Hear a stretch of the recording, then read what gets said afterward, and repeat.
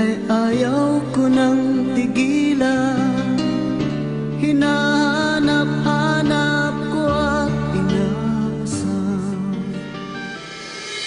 Di mahanap ang butas na dapat kong lusutan. Mga pangarap at nais na di ko mapanindigan. Sa mga araw na ako ay nasa kailaliman ng droga na tinatawag na salot magpakailanman. Di ko mapigilan kahit na anong gawin ko. Ayoko mang gawin at pilitin ko mang magbago. Pangarap di maabot dahil sa bawal na gamot. Mga tanong sa aking sarili na wala pa ring sagot. Kailan kaya matatapos ang pagdaloy ng damo? At ang pangarap natin ay makamit ng buong buo. Ilan pang pangarap ang sisirain ng damo? Ilan pang pamilya ang mawasakin ng bato? Gusto ko ng maayos at tayo ko ng ganto. Taong tawag ay adik at tulak tambay sa kanto. Hanggang ngayon ang isipan ko ay salat.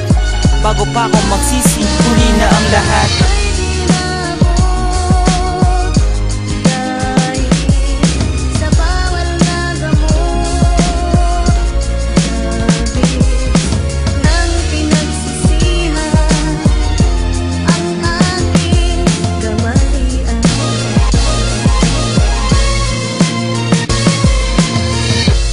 Ang daming taong nalululong sa droga.